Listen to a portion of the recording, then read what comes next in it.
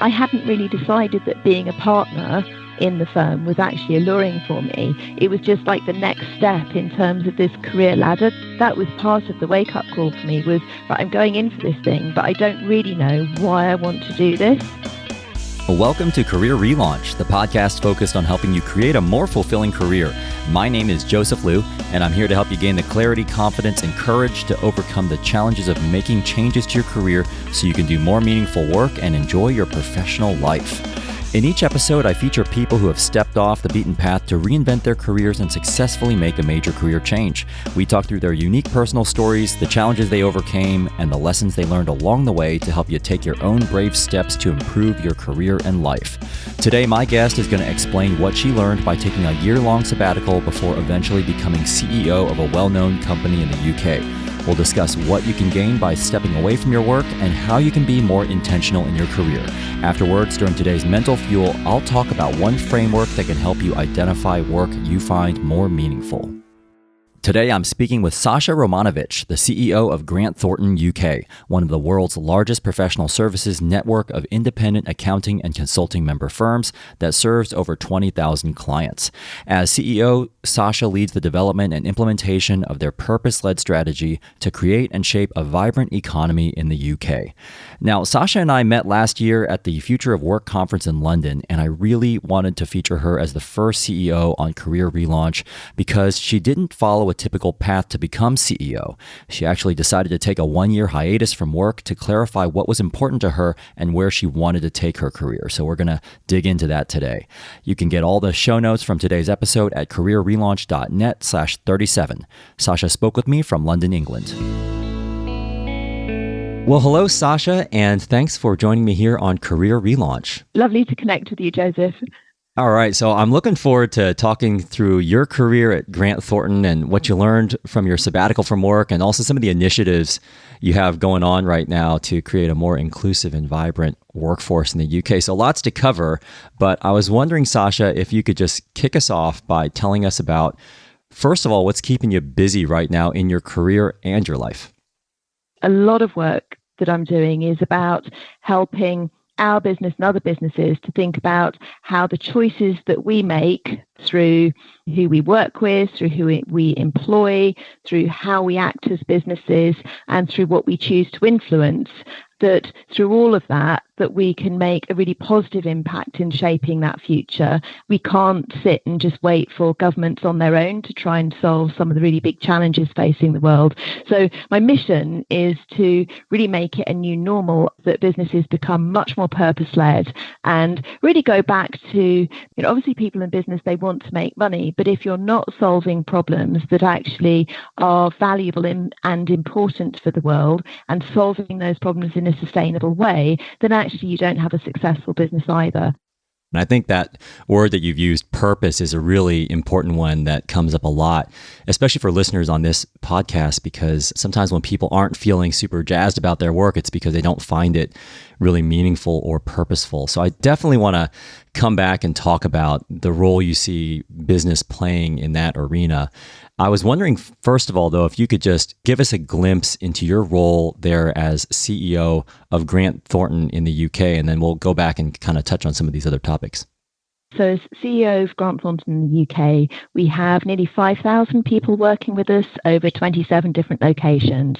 And we're really on a reshaping of our business so that everything we do does align to our purpose of shaping a vibrant economy. And also taking through quite a cultural change, because if you look at how the world operates, and particularly how the financial services world operates, the leadership model has historically been very much one that's based around self-interest, hierarchy, and competition. And what I see is that for our business to be successful, that we need to move to a culture that was very much based around shared purpose, collaboration, and connected networks of people being able to achieve things together. So my job of work, I suppose, within our firm is how we grow our business sustainably, reshaping our client portfolio aligned to our purpose, and how we can work and influence convening people across our client base to be able to grow their businesses sustainably too. Why do you think the default operating model is still assumed to be this more cutthroat or intense competitive environment? Really, our business world today is very much shaped on a model that was designed probably about 200 years ago, really by white privileged men. From typically the upper classes, who shaped and designed a model that actually was based on the world that they knew, that they understood, that they could win in, basically. And I think that what we find is that that model has achieved certain things through to now, but actually in a world where we're now facing really limited resources, we need to be much more thoughtful as to how we actually work in the world, that model doesn't really serve us for the future that we need to create.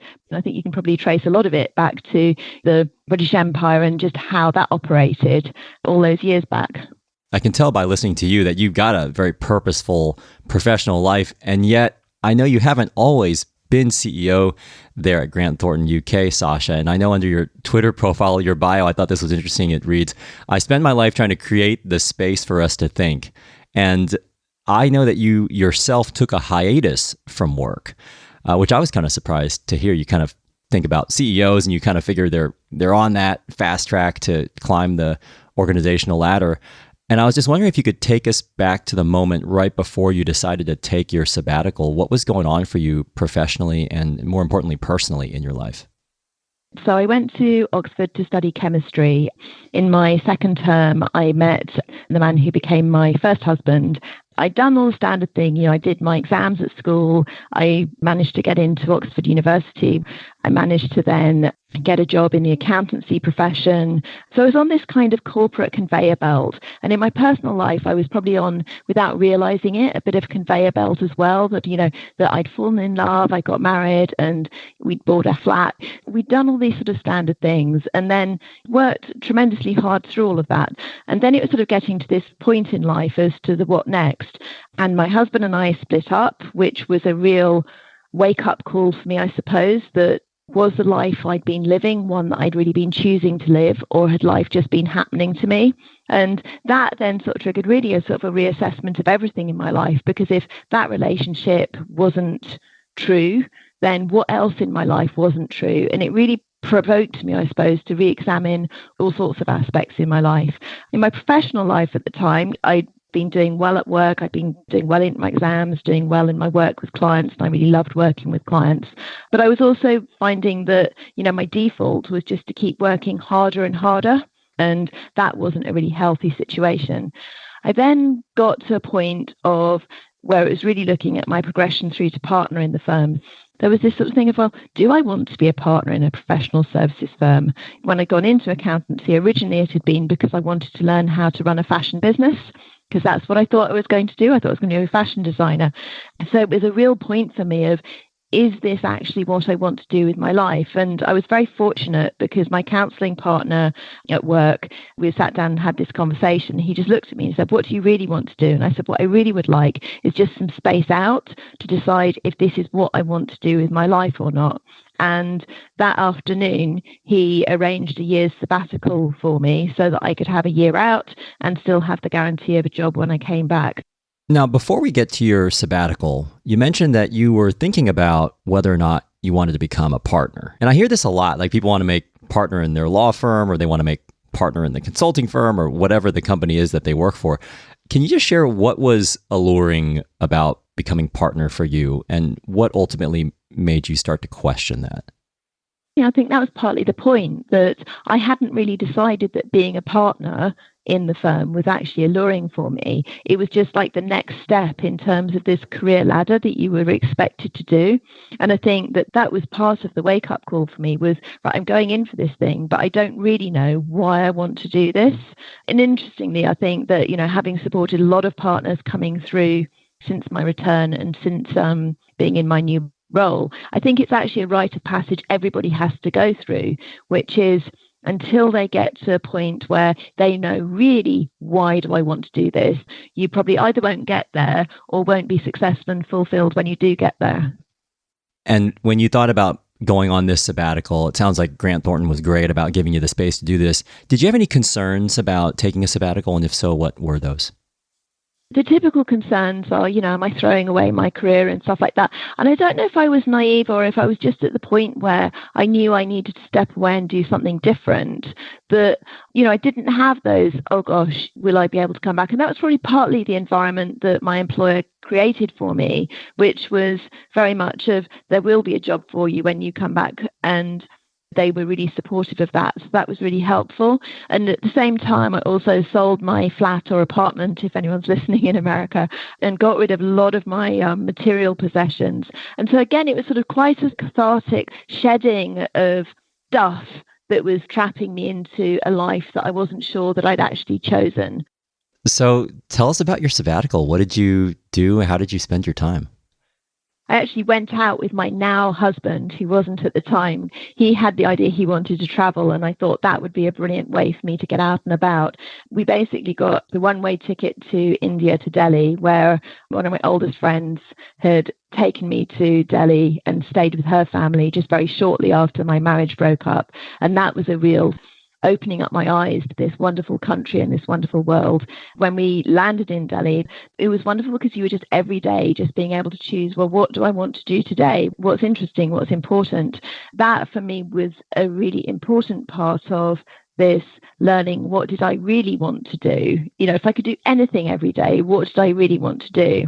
So spent a lot of time traveling through India, got to read a lot, had that wonderful time where when you were reading books, a lot of exploring ideas and philosophies and things to help me understand the world.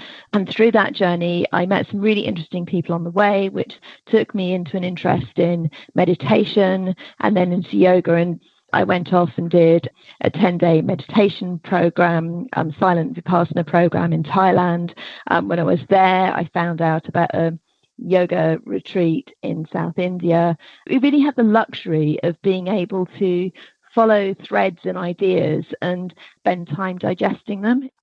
Was there anything else that you learned about yourself during this process of taking some time off and having a little bit of space to just clear your mind? You can't help but tap into a sense of connectedness with the world and a sense of a responsibility in not just what you do with your life, but also how you live your life. Are you being intentional in how you behave with people every day? Are you living a life that you're proud of, if that makes sense? When I was traveling, one of the other wonderful things is that you're meeting people the whole time who have no context in which to put you. So all the labels that you have when you're in a professional career, if you're a CEO or you're an accountant or you're a this or a that, all of those are shedded. And so all you had were people responding to you as you were. And so I think it was something that also helped me really sort of center myself in terms of, what was my truth? Who did I really want to be? How did I really want to behave? Which was not deformed by the context of societal expectations on me.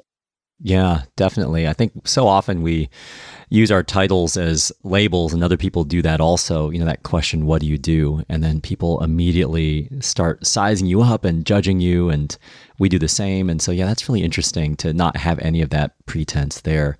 Was there a particular moment, Sacha, when things flipped for you? Because I know that one of the reasons why you decided to take this time off was to figure out what you wanted. Could you take us to a moment when you had a shift in your thinking or your perspectives on what you wanted to do next in your career? So my last thing that I did it ended up, I think, being 13 or 14 months out, was doing a teacher training yoga at the Nayadam Shivananda ashram in South India. And I think that was an interesting one because I started to work out what was important to me, because going through the teacher training, I had sort of, maybe I'll be a yoga teacher, maybe I'll do this. What really sort of came through to me was that what I loved in yoga and yoga teacher training was being able to make an impact on an individual. But actually what I loved from my former life was actually being able to see that you can make an impact at scale. So those two things came together that actually meant that I did choose to come back into the profession, but the mindset that I was coming into it with was wanting to actually operate in a way that was really reflective of what I felt was important in terms of how we behave in the world. What was the impact that we have in the wider world? Yeah, well, let's talk about that, Sacha. So you come back from your sabbatical, and I know that some people, after they take time off, they decide to do something totally different. And in your case, you returned back to the same company. So how did you approach your work differently upon returning? What changed for you? I came back and, I look back now and I think, the arrogance of relative youth.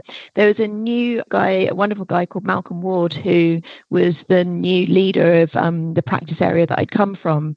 And in coming back in, I said, look, I want to come back in, but I really want to work to help to shape our business area to where I think it could be.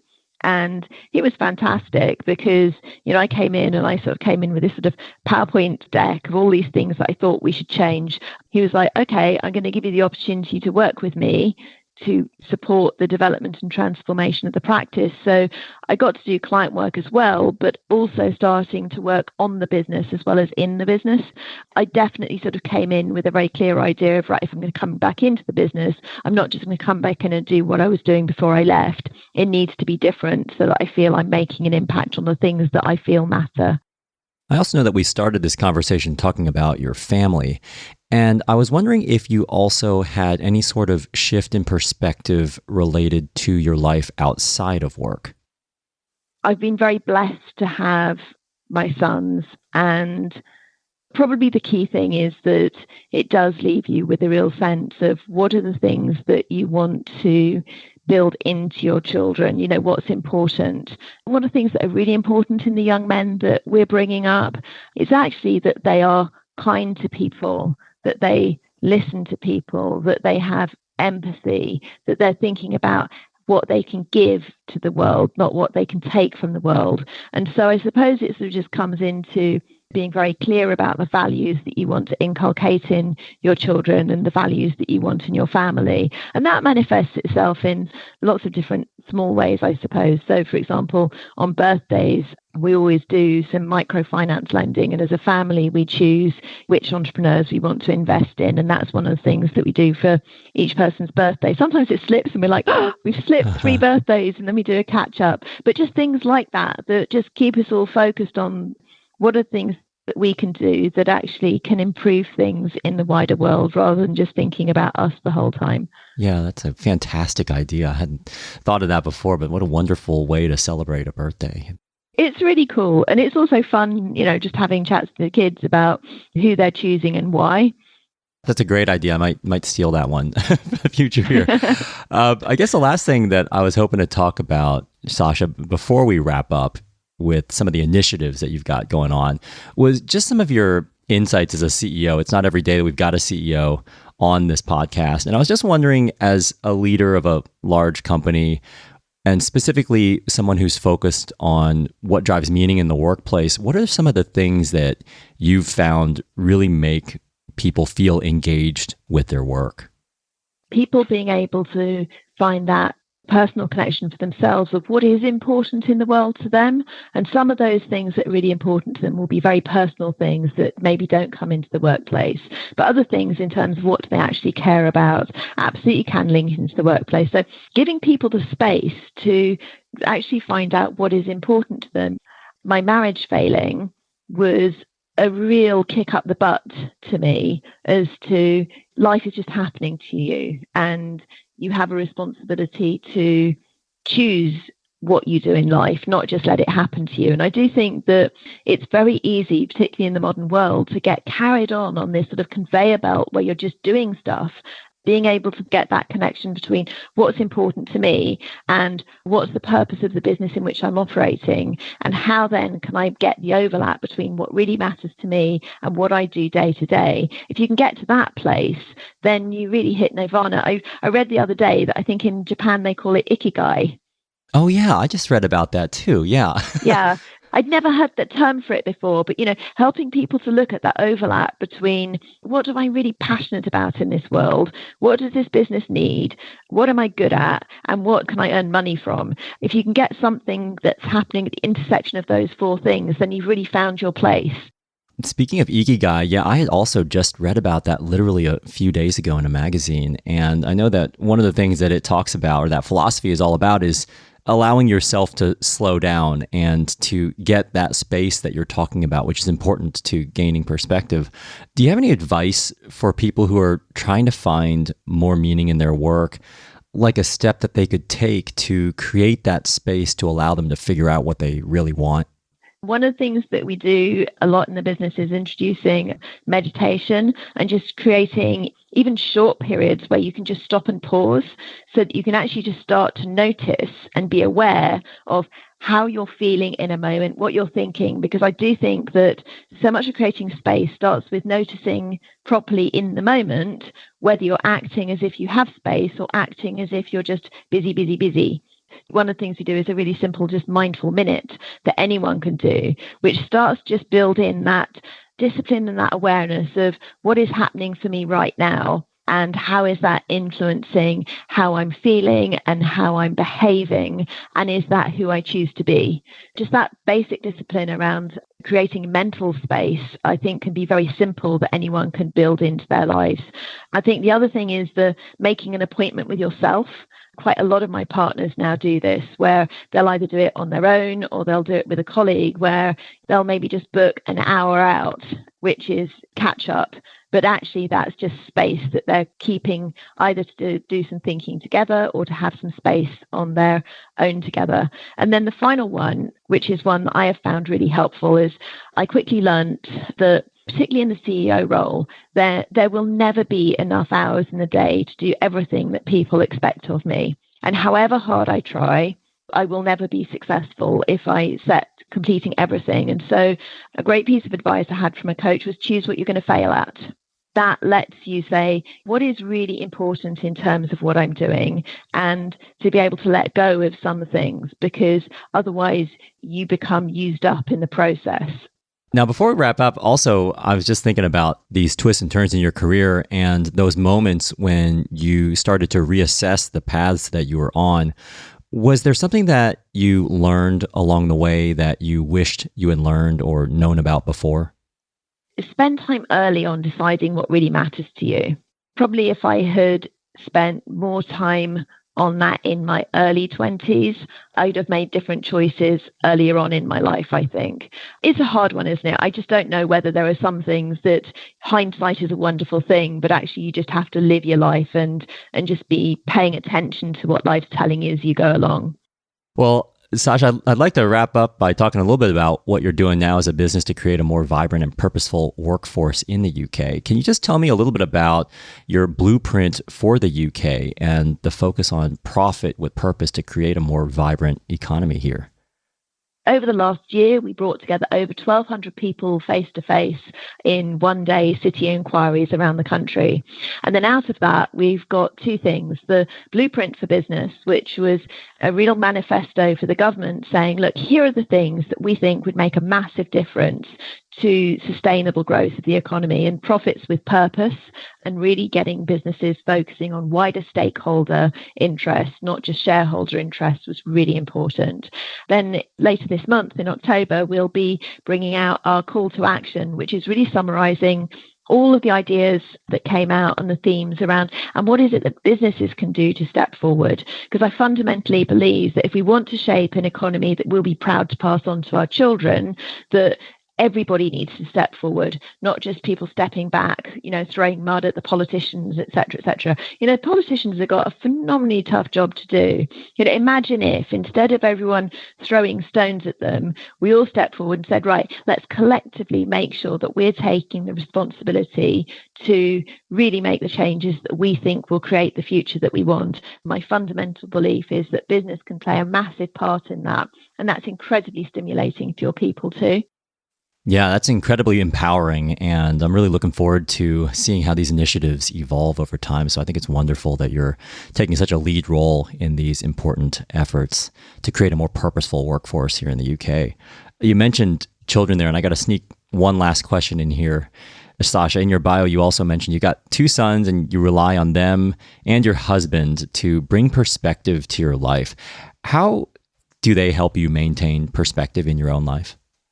My husband is an incredible man. He's super smart. He went to Cambridge. He was a director in corporate finance. But when we had our first son, he chose to be the person who stayed at home with our children. And we're fortunate that one of us could afford to stay at home and to be with the boys. So what's wonderful is that he understands the world that I'm in, but is also sort of looking at it from an outside in. So sometimes if I'm getting really stressed and fraught about stuff, he just does that reality check of, do you know what? Wake up, nobody really cares about X, so he'll just do that sort of reality check. My kids just do it in a funny way. And so, there'll be things like if there's been something in the papers and my picture's in there and it's not been the most positive comment, I'll come home to find that they've drawn all over my picture and put moustaches and stuff on me and stuff. So it just becomes funny. And they also just do beautiful, touching things. So, when I got home Thursday night, and I'd not been home for 10 days because I'd been traveling with business, and my youngest son had just made a wood burning coaster for me just with a heart on it and left it for me. And so there are just those special, beautiful moments. And also they do some reaffirming stuff. So the way we get it to work in my life is that I come away on a Monday morning and then I try to go home on a Thursday evening and work from home on a Friday. That sort of means that the boys and Neil have the rhythm of when I'm there and when I'm not.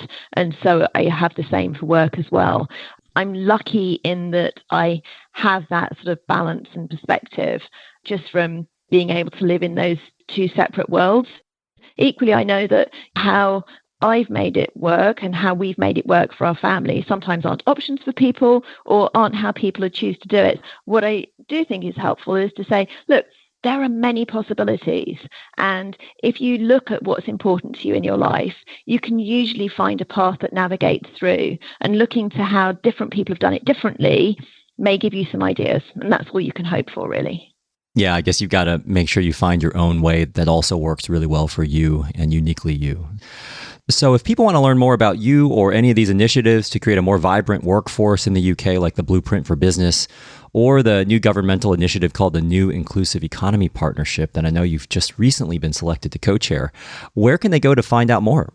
Our website, and particularly if you look at the everything under Vibrant Economy, gives you an insight into all the programs on that, and also #Vibrant Economy on Twitter. And I'm quite active on Twitter. That's where I love to connect with people and share ideas. So I'm at @RomanovSon there, which is a brilliant place to connect as well. And I would say actually the Inclusive Economy Partnership is worth mentioning. What's fantastic is the UK government have recognised this power of convening people from civil society and from business and saying, look, if we bring together our ideas and resources and really back things that could be scalable across the country, that could really help move things forward, particularly when the government at the moment have got an awful lot on their agenda. So I'm really proud to be co-chairing that with Caroline Mason from the Esme Fairburn Association. And if people are interested on that, if you Google Inclusive Economy Partnership, you can find out how to get involved in that too.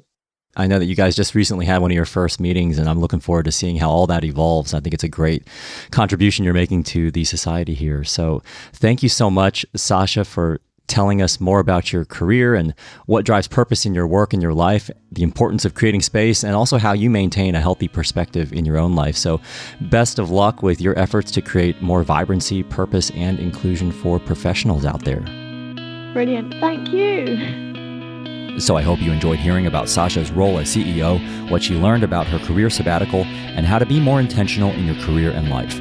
Now it's time to wrap up with today's Mental Fuel, where I'm going to talk a little bit more about this concept of Ikigai as a way of figuring out where you belong professionally. Before we get to today's Mental Fuel, I just wanted to thank A2 Hosting for supporting this episode of Career Relaunch. A2 is the web host provider I use and trust for my own websites. They even offer 100% carbon-neutral green hosting. For an easy, fast, and affordable way to get your personal website online today, visit careerrelaunch.net/A2 to get 50% off your web hosting plan. This is the part of the show called Mental Fuel, where I finish the show with a brief personal story related to one of the topics we covered today and wrap up with a simple challenge to help you move forward with your own career goals.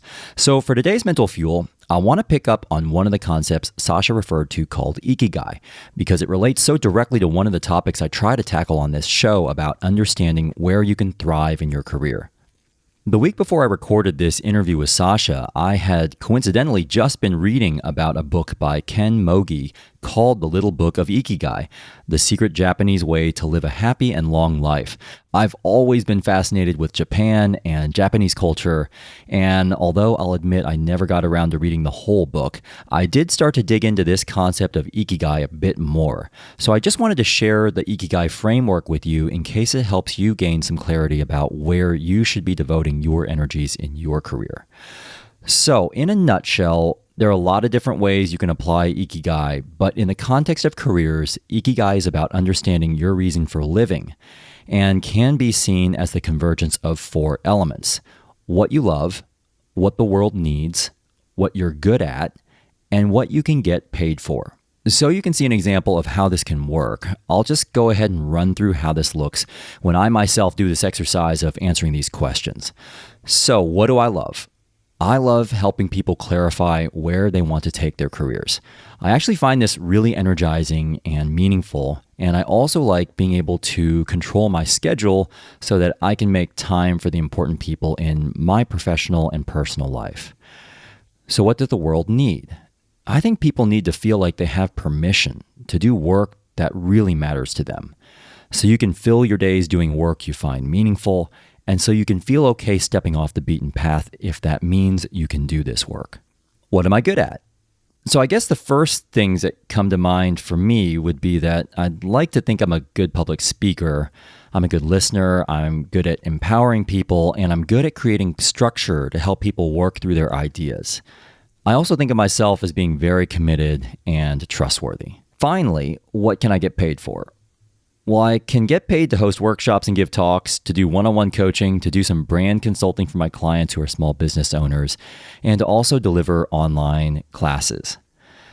So that's a very quick example of how I might answer these questions. And when I look at the intersection of all these things on a piece of paper, it starts to suggest that my work should be focused on some sort of service-based career advisory work that's a combination of speaking, coaching, and content creation.